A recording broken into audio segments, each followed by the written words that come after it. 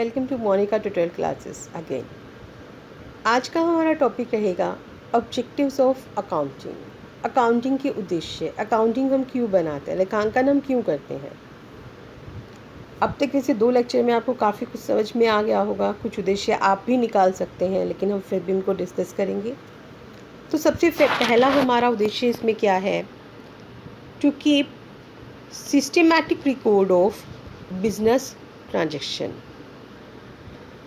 कि जो भी हमारा है ये बिज़नेस, जो भी हमारे व्यावसायिक लेन देन हैं, जो भी हमारी डेली की ट्रांजेक्शन्स हैं, उनको एक सही रिकॉर्ड करना।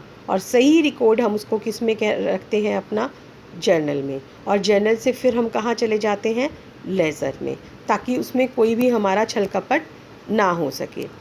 फिर सेकेंड आ जाता है हमारा टू कैलकुलेट प्रॉफिट और लॉस। हम जानना चाहते हैं, हर एक व्यवसाय जानना चाहता है कि उसका मुख्य उद्देश्य क्या है, कि फ्यूचर में हमें कितना प्रॉफिट हो रहा है, फ्यूचर में नहीं, हमें पास्ट में हमने देखना है कि कितना प्रॉफिट हो रहा है।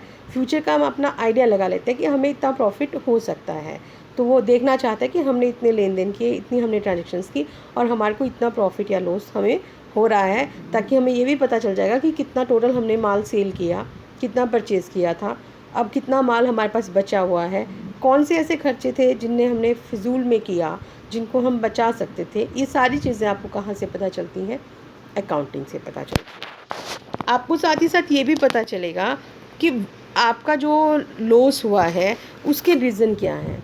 आपका जो प्रॉफिट अगर हुआ है पिछले साल से ज़्यादा हुआ है या पिछले साल से कम हुआ है, उसके भी आपके रीज़न क्या चीज़ है, ये भी आपको यहीं से पता चल जाएगा। एक और चीज़ आपको क्या पता चलेगी, अभी मैंने आपको बताया था, to ascertain the financial position of the business. Balance sheet जो है वो आपकी एक पर्टिकुलर डेट को बताती है कि आपके पास कितनी एसेट्स थी, कितनी लायबिलिटीज़ थी, उनके पास कितना था और उसने कितना देना है। उसकी फाइनेंशियल पोजीशन को बताना भी बहुत ज़रूरी होता है। खाली एक प्रॉफिट या लॉस जानने से आपका कुछ नहीं बनता, आपको वहाँ पे फाइनेंशियल पोजीशन भी पता लगानी बहुत ज़रूरी होती है। फिर उसमें अगला आ जाता है हमारा कि हम ये जानना चाहते हैं कि हमें हर साल कितना प्रॉफिट हुआ है। कोई भी अगर हमारे फ्रॉड हो रहे हैं, कोई भी उसमें मिस्टेक्स हो रही हैं, हम उनका भी पता लगाना चाहते हैं। साथ ही साथ आप ये भी देखना चाहते हो कि जो भी इसमें जो दूसरी पार्टीज़ हैं, उनको भी आपको काफ़ी हद तक कुछ इन्फॉर्मेशंस देनी पड़ती हैं। तो to provide information to various parties, जो लोग उसमें जिनका उनमें बेनिफिट है। बेनिफिट किसका है, जो बिज़नेस का ओनर है, जो इन्वेस्टर्स हैं, जो क्रेडिटर्स हैं, जो बैंकर्स हैं, ये सभी ये जानना चाहते हैं कि बिज़नेस कैसा चल रहा है, किस हिसाब से चल रहा है। तो ये सारा आपको देखना पड़ता है। तो ये हमारे क्या थे, ऑब्जेक्टिव्स ऑफ अकाउंटिंग। नेक्स्ट हमारा क्या चीज़ आ जाती है, फंक्शंस ऑफ अकाउंटिंग। अकाउंटिंग के कार्य हैं क्या, जो आपके ऑब्जेक्टिव्स होते हैं उन्हीं से रिलेटेड आपके फंक्शंस भी होते हैं। तो सबसे पहला फंक्शन हमारा क्या रहेगा इसमें, maintain complete and systematic record. अभी हमने बताया कि जो हम जर्नल बनाते हैं, लेजर बनाते हैं, उसमें आपका क्या काम होता है, जितनी भी ट्रांजेक्शन्स हैं उनको रूल्स रेगुलेशन से डेट वाइज सही तरीके से लिखना और बाद में उनको लेजर में कन्वर्ट कर देना, फिर उनसे फाइनेंशियल स्टेटमेंट्स बनाना। तो यहाँ पे पूरा सही तरीके से हमारा रिकॉर्ड रहता है। एक अभी मैंने आपको बताया कि ऑब्जेक्टिव में हमारा क्या था, कि वो इन्फॉर्मेशन प्रोवाइड करता है। तो यहाँ पे इसका एक कार्य भी है ये, कि ये क्या करता है, communicating the financial results to various parties. जो भी डिफरेंट पार्टीज़ हैं, जो अलग अलग हैं, उनको ये फाइनेंशियल रिजल्ट बताता है। जो कंपनी के ऑनर हैं, जो लोगों का इंटरेस्ट है बिज़नेस में, उनको बताता है कितना प्रॉफिट है, कितना लॉस है, एक पर्टिकुलर डेट को आपके पास कितनी एसेट्स हैं, कितनी लायबिलिटीज़ हैं, ये सब बताता है। तीसरा फिर ये क्या करता है कि protecting the assets of the business, ये उनको भी प्रोटेक्ट करता है। क्योंकि यहाँ पे प्रोटेक्ट कैसे होगा, वो आपने अपना कैश का रिकॉर्ड सही रखा हुआ है, आपने डेटर्स का, आपने बैंक स्टेटमेंट का, स्टॉक का। जब आपको ये पता है कि आपके पास इतना कैश है, आपको ये पता है कि आपके पास इतना स्टॉक है, सही तरीके से पता है, तो आप उन पे कंट्रोल कर सकते हैं। कोई आपका उसको चोरी नहीं कर, कोई उस पर फ्रॉड नहीं कर सकता आपके साथ। तो वहाँ पे आपकी एक सेफ्टी हो गई। साथ ही साथ ये मैनेजमेंट को भी असिस्टेंस देता है, प्रोवाइडिंग असिस्टेंस टू मैनेजमेंट। उन्हें कैसे देगा, जब आपकी बिज़नेस से रिलेटेड इन्फॉर्मेशन वो टाइम पर देगा, तो जो मैनेजमेंट है वो अपने डिसीज़न अच्छे से ले सकती है। ट्रस्टीशिप का भी काम करता है ये। ट्रस्टीशिप का काम कैसे करता है, जैसे ट्रस्ट होती है, जो भी उसके पास सामान होता है उसकी देखभाल करना उसका काम होता है, तो ऐसे कंपनी की दिशा में ये यहाँ पर भी इसका पूरा जो भी रिसोर्सेज है उनका कंट्रोल रहता है। और कंप्लायंस ऑफ लीगल नीड्स, जितनी भी लीगल फॉर्मेलिटीज़ हैं वो भी अकाउंटिंग की हेल्प से पूरी कर सकते हो। जो बड़ी बड़ी कंपनीज़ हैं उनके लिए ऑडिट करवाना ज़रूरी है। ऑडिट किसका करवाओगे? अकाउंट्स। जब आप मेंटेन ही नहीं करोगे तो आप अकाउंट्स उनको कैसे करोगे? आप अपनी टैक्स की जो कैलकुलेशंस हैं उनको कैसे सही से करोगे? जब आपके पास अपने बिज़नेस का सही रिकॉर्ड होगा तभी आप अपनी वो इन्फॉर्मेशन जो है वो आप सही कर सकते हैं। फिर नेक्स्ट आता है आपका book keeping, accounting and accountancy. मैंने आपको अकाउंटिंग साइकिल वाले टॉपिक में ये बताया था, फर्स्ट जो 2 है कि आपका जो बुक कीपिंग है वो क्या है। बुक कीपिंग आपका है यहाँ पर, book keeping is an art of recording business dealings in a set of books. जो आर्ट ऑफ एक रिकॉर्डिंग है, मींस आपने वहाँ पे फाइनेंशियल कैरेक्टर को देखना है, आइडेंटिफाई करना है जो फाइनेंशियल नेचर के हैं, उन्हें मनी में की टर्म्स में कन्वर्ट करना है, और बुक्स ऑफ ओरिजिनल एंट्री में उनकी एंट्री करनी है आपको, और फिर आपको उनको लेज़र में क्लासीफाइंग करना है। ये आपका सारा का सारा काम क्या है? Book keeping. जब बुक कीपिंग ख़त्म होगा तो ठीक वहीं से आपका क्या स्टार्ट हो जाएगा? अकाउंटिंग स्टार्ट हो जाएगा। फिर अकाउंटिंग में आपका क्या आ जाएगा?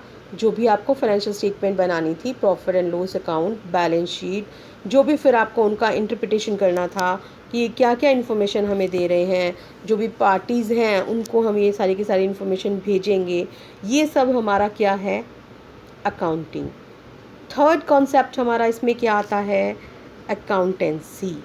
अकाउंटेंसी हमारा क्या है? ये एक किस्म से सिस्टमेटिक हमारी हम कह सकते हैं नॉलेज है, सिस्टमेटिक नॉलेज है जो सिद्धांतों पे और तकनीक से, जो भी हमारे प्रिंसिपल्स हैं, जिन रूल्स रेगुलेशन से हम सारा का सारा करते हैं फॉर्मेट तैयार, वो सब हमें बताता है अकाउंटेंसी। तो अक्सर बच्चों को ये कन्फ्यूज़न हो जाता है कि बुक कीपिंग, अकाउंटिंग, अकाउंटेंसी हम सब एक कॉमन उसमें यूज़ कर लेते हैं, लेकिन ऐसा नहीं है। बुक कीपिंग आपकी एक किस्म से इनिशियल स्टेज है, उसके बाद अकाउंटिंग आती है, और जो उसमें आप मैथड्स, जो टेक्निक्स यूज़ कर रहे हैं वो आपकी क्या है? अकाउंटेंसी है। इसको हम डिफरेंस से भी थोड़ा सा अच्छे से समझ सकते हैं क्या है हमारा बुक कीपिंग और अकाउंटिंग में। अभी मैंने आपको बताया कि बुक कीपिंग आपकी क्या है? फाइनेंशियल कैरेक्टर को आइडेंटिफाई करना, मनी मेजरमेंट करना, फिर आपको उनको बुक्स ऑफ ओरिजिनल एंट्री में लिखना और लेजर में क्लासिफाइंग कर देना, जबकि जितना भी इसके लिए समराइज़ करना है वो हमारी क्या है? अकाउंटिंग। ये हमारी प्राइमरी है अवस्था है, जो बुक कीपिंग है, ये हमारी सेकेंडरी है। इसका जो बुक कीपिंग का मेन पर्पस होता है वो क्या है कि जो भी रूल्स रेगुलेशंस हैं उनको हमने रूल्स रेगुलेशन से हमने लेखांकन करना है, जबकि जो अकाउंटिंग है वो हमारी फाइनेंशियल पोजीशन को, हमारे शुद्ध प्रॉफिट या नेट लॉसेस को बताती है। ठीक है। जो बुक कीपिंग है वो हमारी रूटीन नेचर की है, रोज़ हमें करना है, जबकि जो अकाउंटिंग है वो हमारी एनालिटिकल नेचर की होती है, क्योंकि उसमें हम समराइज़ करते हैं, उसको इंटरप्रिटेशन करते हैं कि क्या चीज़ है, किस तरीके से है। फिर आ जाता है कि जो बुक कीपिंग है उसके लिए जो लो ग्रेड के जो जूनियर स्टाफ है वो काम करता है, जबकि ये हाई क्लास का काम करेगा। इसके लिए बुक कीपिंग के लिए लिमिटेड नॉलेज सफिशिएंट है, जबकि अकाउंटिंग के लिए हाई नॉलेज चाहिए। ठीक है। तो ये थे आपके बुक कीपिंग और अकाउंटिंग में डिफरेंस। अब बात आती है अकाउंटिंग और अकाउंटेंसी में डिफरेंस। तो अकाउंटिंग क्या थी? जो आपने ट्रांजैक्शंस थे उनको क्लासीफाइंग किया और उनको समराइज़ किया, लेकिन जो अकाउंटेंसी है वो बता रही है आपको जो प्रिंसिपल्स आपने यूज़ किए, जिस तरीके से आपने जो हेल्प की जिन्होंने आपको समराइज़ करने में, तो वो आपकी क्या थी? अकाउंटेंसी। अकाउंटिंग का जो एरिया है, जो स्कोप है वो लिमिटेड है, जबकि इसका एरिया जो है वो ज़्यादा वाइड है। अकाउंटिंग कब पॉसिबल होगी? जब वो बुक कीपिंग पर बेस्ड है, क्योंकि आप शुरुआत की रिकॉर्डिंग करोगे तभी तो आप उनको आगे समराइज़ करोगे ना। अगर आप रिकॉर्ड ही नहीं करोगे तो काम आगे चलेगा नहीं। लेकिन अकाउंटेंसी क्या है? ये दोनों पर बेस्ड है। इसका मेन पर्पस क्या है? नेट रिजल्ट्स बताना, फाइनेंशियल पोजीशन बताना, जबकि ये आपकी डिसीज़न मेकिंग में हेल्प करती है, कि टेक्निक्स भी बता रही है। टेक्निक्स भी तो इसीलिए बता रही है ना कि आपको ये चीज़ पता चल सके कि आप फ्यूचर के इसमें डिसीज़न ले सकें। तो फिर नेक्स्ट हमारा जो टॉपिक आ जाता है वो क्या है, जो एक किस्म से हम अकाउंटिंग को क्या कह सकते हैं, हमारी लैंग्वेज ऑफ बिजनेस। ये हमारे एक व्यवसाय की भाषा है। क्यों है भाषा? क्योंकि यहाँ पे जो आपने लिखा, जो आपने ट्रांजेक्शन्स इसमें रिकॉर्ड करी, जो आपने उससे रिज़ल्ट निकाले, उसको आप दूसरे लोगों को बता रहे हैं। तो सब किसके ज़रिए बताया? आपने अकाउंटिंग के ज़रिए बताया। तो फिर ये क्या है हमारा accounting as a source of information. ये डिफरेंट पार्टीज़ को जो उसमें इंटरेस्ट रखती हैं उनको ये बताती है कि क्या इन्फॉर्मेशन देती है। तो दो टाइप के आपके यूज़र्स हो सकते हैं। कौन कौन से हैं? एक इंटरनल यूज़र्स और एक एक्सटर्नल यूज़र्स।